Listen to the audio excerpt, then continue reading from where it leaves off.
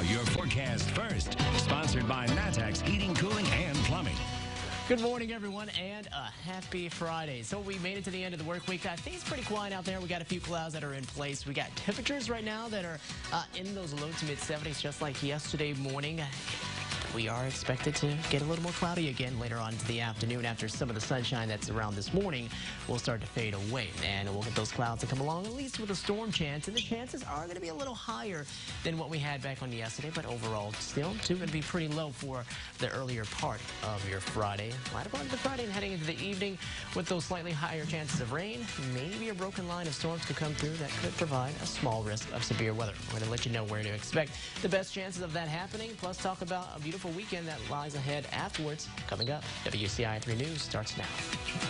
You're watching your local news leader. This is The Morning Show on WCIA 3 News. Police are investigating two shootings that happened within an hour of each other in the Decatur area. Thanks for joining us this morning. I'm Claude Hageman. And I'm Christy Batista. A man was heard after being shot near College Street and Leafland Avenue. And officers in the area say they heard several gunshots after 10 o'clock at College Street and Leafland. They say a 36-year-old man was taken to the hospital after he was shot several times. Police say his condition is serious, but he's stable at this time. About an hour before that, shots were fired near the intersection of Division and Union. Two people were in a car when they were shot at. No one was hurt, but that vehicle was damaged. At this time, police don't believe the two events are related. A man in Champaign, already in jail for aggravated battery, has been charged with murder. 24-year-old Travoy Fonville is accused of shooting Christopher Kelly on August 15th. Kelly was shot and killed in a parking lot on Bloomington Road. Police say several cars pulled into the lot, an argument followed, and more than 40 shots were fired. We have an update to a deadly shooting in Decatur. The Macon County coroner identified a man whose body was found in his car. Now, 31-year-old Demetrius Macklin died after being shot several times. Macklin was found near West Grand Avenue and North Edward Streets. A family has questions about how their son died. He was an inmate at the Iroquois County Jail who died earlier this week. An autopsy for 24-year-old Andre Maiden from Hoopston is scheduled for this morning. We told you on the morning show how Maiden was found unresponsive, but police aren't saying what led up to his death. Sad, I'm angry, I'm confused, I'm lost. I just want my baby back. He didn't deserve this. Even dogs are treated better.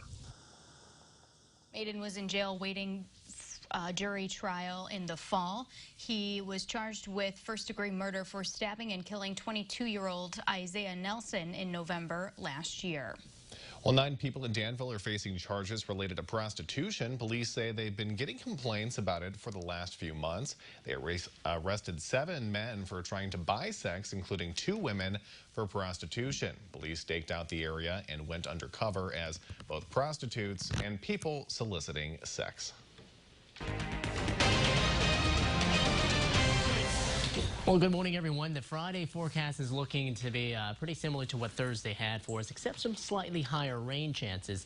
So as we take a live look out there, just like yesterday morning, going to be another warm and humid start. Not going to see much rain across the area. Then later into the afternoon, yeah, the chances of those showers do start to pick up again. I think the main difference is going to be the risk of the line that comes through later on into the evening, that line of storms, which could bring in an opportunity for severe weather. And that's all going to depend on this disturbance right here as it continues to sink farther south into the east. A line will begin to develop, and that is going to be coming along with some cooler air that will eventually arrive just in time for the weekend.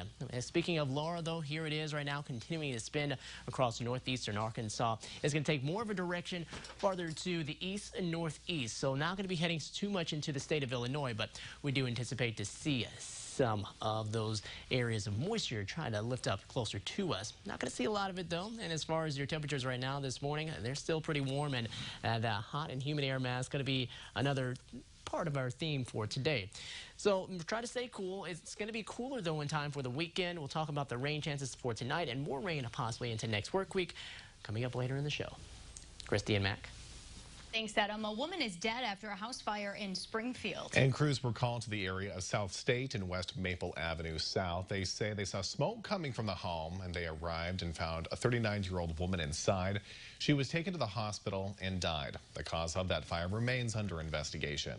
A man is doing okay after he was hit by a car while jogging on Curtis Road. The jogger was a U of I student. Curtis Road has turned into a busy place with students back in town. Now the Champaign County Sheriff is taking time to let people know what precautions they need to take when they're biking or jogging on those rural roads. It's pretty popular with people who want to bicycle or run or things like that. You know, with the students being back on campus and things, I thought that it was relevant to point out that rural roads are a little bit different than city roads for a lot of different reasons. The sheriff's office says drivers should always be prepared for unexpected obstacles. Runners should wear reflective gear when they're out at night, and bikers need lights on the front and back of their bicycles after dark, and both should go against the flow of traffic to see the cars coming towards them. There are new details concerning an emergency order in Urbana. The city is adjusting its gathering order to include all private residential properties. Now, Urbana leaders say the amendment now covers single-family homes. That order is aimed at reducing the spread of COVID-19. It caps gatherings at 10 people plus those who live in the household. The emergency order is set to expire on September 28th. Dozens of students at one school district are self-isolating after possible COVID-19 exposure. The Salt Fork School District says they've had a total of 5 confirmed cases. So far, 37 students who would normally attend in person are instead isolating at home and doing remote work. Now for a follow-up this morning, we told you yesterday on the morning show that an MTD bus driver tested positive for COVID-19. And other drivers are now expressing concerns about their safety at work. A person who asked to remain anonymous says they see 3 to 5 conflicts a day from passengers not wearing a mask, either getting verbal abuse from the passenger or arguments starting between people riding the bus. NTD's website indicates they ask every passenger to wear one and even provide them for free. However, drivers say they can't refuse service because someone doesn't want to wear one. Every day when I'm coming to work, I always have that in the back of my mind is not how well is this day going to go, it's okay, how am I going to prepare myself for these conflicts? And the driver says MTD has done a pretty good job considering everything going on, including keeping those buses clean in between drivers. New this morning, Champaign County is reporting 40 new COVID-19 cases. That makes the total now more than 2,100. 20 people have died from the virus. 2 people are in the hospital. There's a coronavirus outbreak in Christian County. 23 residents at Taylorville Skilled Nursing and Rehab have tested positive. 1 person has died and another has recovered. There were also 6 staff members who were positive. Statewide, there are more than 1,700 new positive cases. That makes more than 227,000 infections since the pandemic was first reported. That rate went up slightly to 4.1%. There are 24 new deaths, bringing the death toll to more than 8,000 people. Well, professional athletes are calling for change after a shooting in Wisconsin. Coming up on the morning show, how one team's challenge toward lawmakers sounds a lot like something done here in Illinois. We'll be right back.